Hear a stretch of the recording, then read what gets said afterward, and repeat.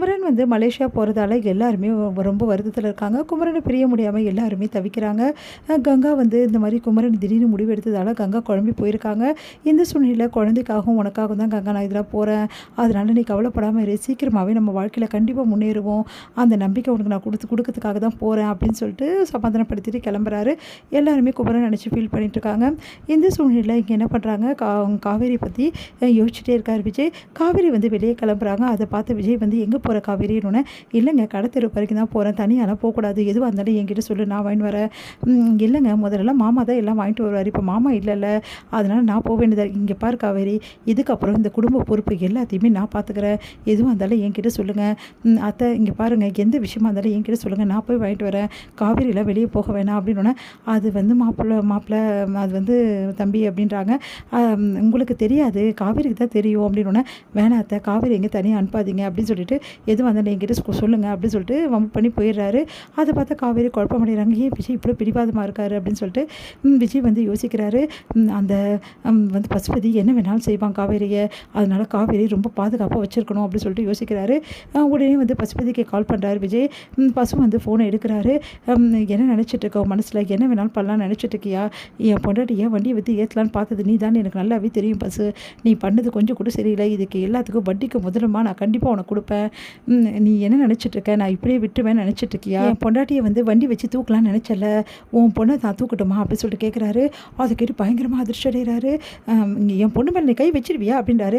உன் பொண்ணு மேலே, உன் மேலே கை வச்ச நான், உன் பையன் மேலே கையை வச்ச நான், உன் பொண்ணு மேலே கை வைக்க என்னால் முடியாதா, உன் பொண்ணை எப்படி அடித்து தூக்கணுமோ அப்படி தூக்குவேன், என் பொண்டாட்டிக்காக நான் என்ன வேணாலும் செய்வேன், அது உனக்கு நல்லாவே தெரியும், இந்த விஜய் வந்து சாதாரண ஆள் இல்லைன்னு உனக்கு தெரியும், என்னை பொறுத்த வரைக்கும் வந்து கொடுத்ததை திருப்பி கொடுக்காம நான் விடவே மாட்டேன், என் பொண்டாட்டி மேலே நான் வந்து அவ்வளோ சொல்லி கூட மறுபடியும் என் பொண்டாட்டி பேச்சுக்கு வந்திருக்க, அது மட்டும் கிடையாது, என் பொண்டாட்டி இந்த உலகத்தை விட்டு அனுப்புறதுக்காக என் கண்ணு முன்னாடியே வந்து என் காவேரி மேலே வண்டி ஏற்ற பார்த்த, உன்னை நான் சும்மா விடுவேன் நினச்சிட்டு இருக்கியா, எல்லாத்துக்கும் வட்டிக்கு முதலமாக உனக்கு இருக்குடா அப்படின்றாங்க.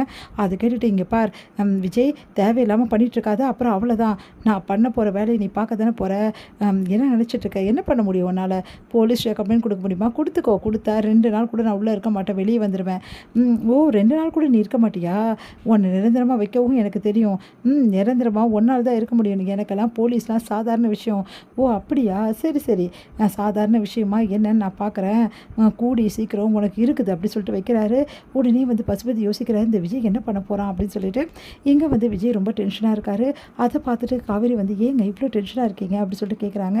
நீங்கள் எதையும் எங்கிட்ட மறைக்கிறீங்க, சொல்லுங்க உண்மைங்க அப்படின்னோடனே, எதுவும் இல்லை காவேரி அப்படின்ற. இல்லைங்க, நீங்கள் அப்பையிலேருந்தே ஒரு மாதிரி தான் இருக்கீங்க, எனக்கு அந்த அப்போ ஆக்சிடென்ட் ஆகணும் வந்ததில்ல, அப்பையிலேருந்து ஒரு மாதிரி தான் இருக்கீங்க, சொல்லுங்கங்கண்ணே. இல்லை காவேரி, அதெல்லாம் ஒன்றும் இல்லை, ஒரே டென்ஷனாக இருந்தது, வேறு ஒன்றும் இல்லை. சரி ஓகே, அத்தை வந்து கோயிலுக்கு போகணுன்னு சொன்னாங்கல்ல, அதுக்கான வேலையெல்லாம் பாரு, கிளம்பலான்னு. நீங்கள் எங்கே வரீங்க, கோயிலில் வேண்டுதல் அம்மா வச்சுருக்காங்க, அதனால் நானும் கங்காக்காவும் தான் போகிறோம், நீங்கள் எதுக்கு வந்துக்கிட்டே அப்படின்னோடனே, அதெல்லாம் இல்லை காவேரி, உன்னை தனியாலாம் அனுப்ப முடியாது, நான் கூட வந்தே தீருவேன் அப்படின்றாரு.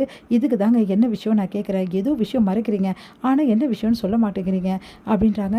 அது கேட்டுட்டு வந்து எதுவும் மறைக்கல காவேரி, வீடு நம்ம கிளம்பலாம் அப்படின்னு சொல்லிட்டு இருக்காங்க. இங்கே வந்து என்ன பண்ணுறாரு பசுபதி வந்து, யாரோ கதவு தட்டுறாங்க, யாருன்னு பக்கமும் கதவை திறக்கிறாரு. பார்த்தா போலீஸ் நிற்கிறாங்க. விஜய் கம்ப்ளைண்ட் கொடுத்துருப்பானோ அப்படின்னு சொல்லிட்டு, என்ன சார் வேணும் அப்படின்றாங்க. விஜய் உங்கள் மேலே கம்ப்ளைண்ட் கொடுத்துருக்காரு, அவங்க ஒய்ஃபை வந்து இந்த மாதிரி வண்டி ஏற்றி வந்து இந்த உலகத்தை விட்டு அனுப்ப பார்த்துருக்கீங்க, அதனால தான் அப்படின்னு. பசுபதி செம்ம டென்ஷன், சார் நான் எதுவும் பண்ணல அப்படின்னு. நீங்கள் பண்ணீங்க நாங்கள் பார்த்துக்குறோம், நீங்கள் வாங்க அப்படின்னு சொல்லிட்டு அரெஸ்ட் பண்ணி கூட்டிகிட்டு போகிறாங்க. இதனால செம்மைய டென்ஷன் ஆகிடுறாரு பசுபதி, சே அப்படின்னு சொல்லிட்டு.